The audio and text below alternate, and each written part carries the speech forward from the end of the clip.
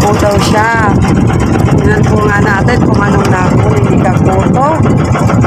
Ayan. Nahatak niya po ang huli niya. Sana po ay malaki naman mga kasimang para naman po kami ay may pangkulan. Hindi po siya kasi nakalaot dahil madami pong pag. Ha?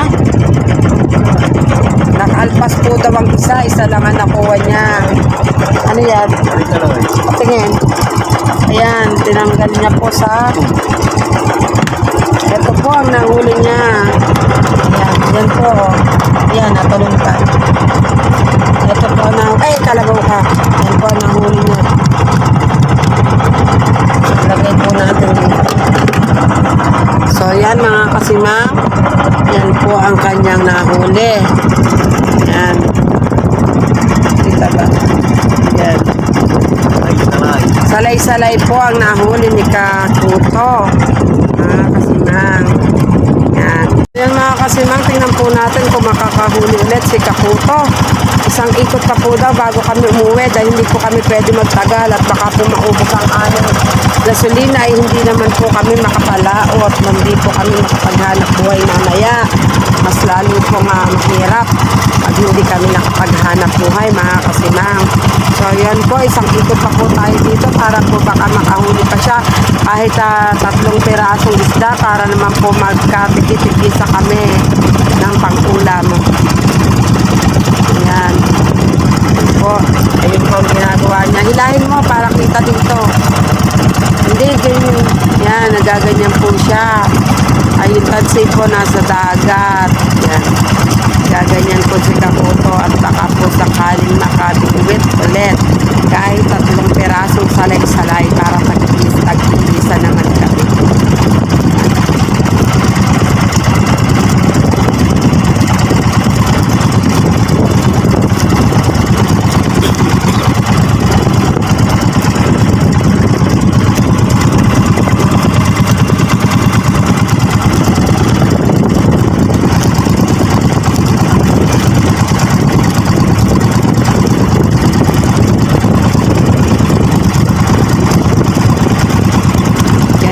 Ang pag-adventure.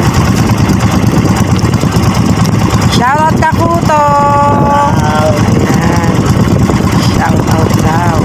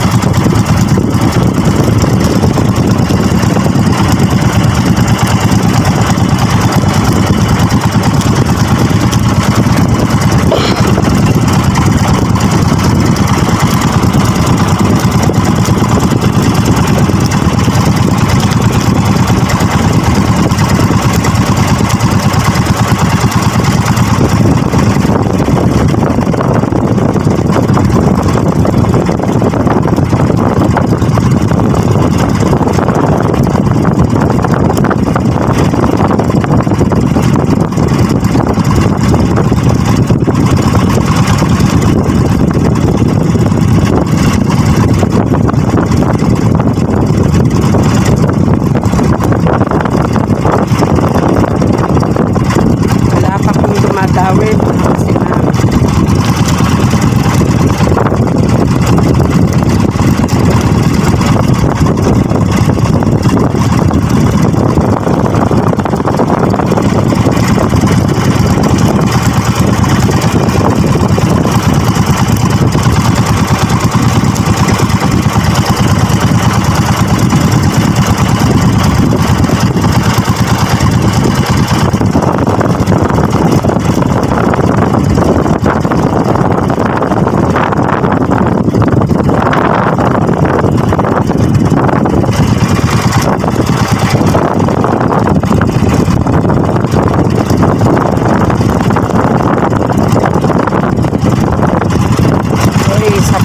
huli natin mga kasimang. Ito lang po ang nahuli ni Boss Alfred. Kita po ito. Yan, buhay pa po siya. Matalon-talon pa ang salay-salay. Masarap po itong prito mga kasimang. Or sasabawan. Kaso isa siya. Sana ay makahuli pa po si Kaputo.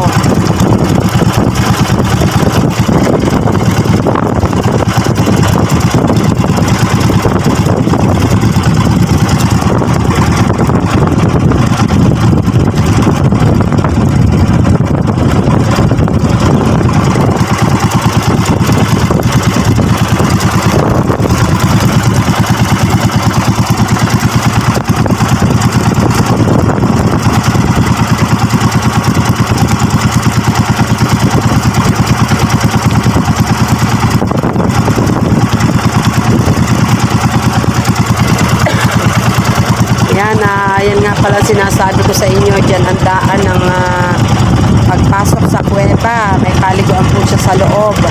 Yan, papunta po doon. Yung katulad nga po kanina sa live ko, pinakita ko po kung saan ang lakasan ng kuwebang yon. Ayan naman po ang resort ng Kawayan Cove. Ayan po ang Kawayan Cove, mga kasimang. Yan ang Kawayan Cove po. Yan ang buya. Naglagot-lagot na po ang buya ng Kawayan Cove. Yan. Oh, wala pa po rin nahuhuli si Kaputo.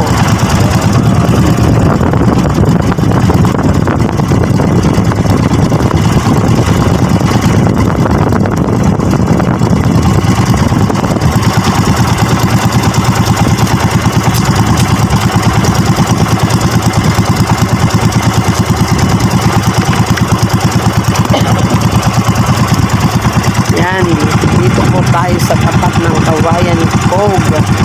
Naghuhuli ng isda, kaso wala pa. Ayan, palupunan pa yung isda. Nag-aalpas ng isda. Bakit daw hinuli siya? Isa-isa. Dapat daw ay may kasama siya, kaya siya talon ng talon.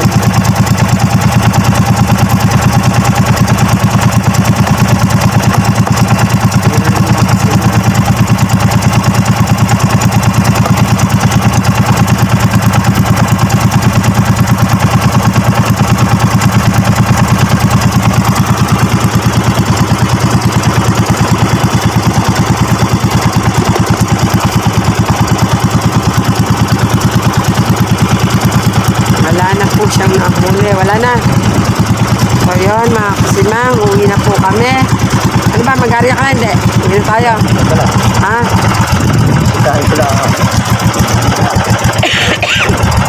Excuse po. Bibisitahin lang niya po daw ang kanyang mga well.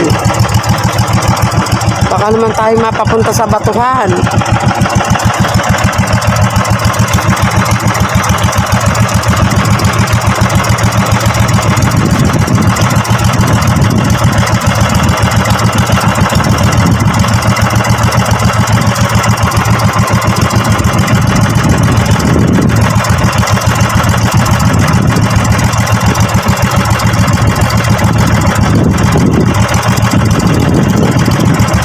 Iniarya niya po ulit ang kanyang paghuli, mga kasimang.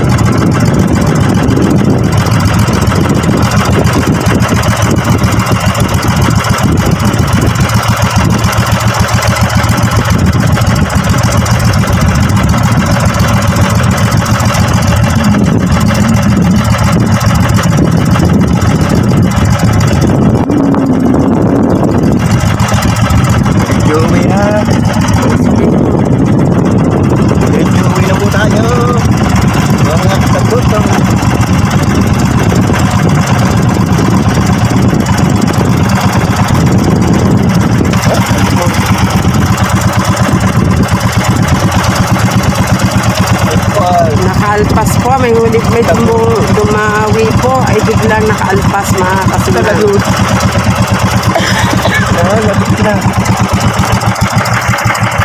So yun, may dumawi po na malaking isda, hindi po niya nakuha at naputol po daw ang kanyang pangawil. Yan, wala na po tayong pangawil, kinain po na malaking isda. Hindi na po tayo makakapag isa na lang po pala natira.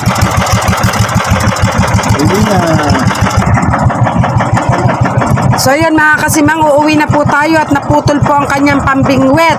7 piraso po daw yung kawel na magkakasama, ay natira po ay 1 piraso. So hindi na po tayo makakapagbingwet, uwi na lang po tayo. Yan, ang nahuli lang po namin ay isa, gawa nga po na putol. Wala, magagawa po uli siya ng pamingwet. Ayan mga kasimang, tingnan nyo po. Isa na lang po yung natira. Yan na lang po yung natira. Yan po kanina na pumunta kami dito ay 7 peraso. Hinalab po daw ngayon ng malaking isda. Pakita mo yung pinagputulan. Yan, mga kasimang, kinagat po ng isda. Yan dulong yan, kaya isang kawil na lang po ang natira. So, hindi na po tayo makakapag-huli dahil kinain po ng malaking isda ang aming kawil. Tinira naman po kami ng isda, 1 pirasong kawil. Yan. Ito lang po ang itinira sa amin ng isda, yung isang yan, 7 piraso po yan. So, yun, mga kasimang, pakita ko lang po sa inyo itong ang kanyon ko, ba tayo po ay uuwi na. Baka po,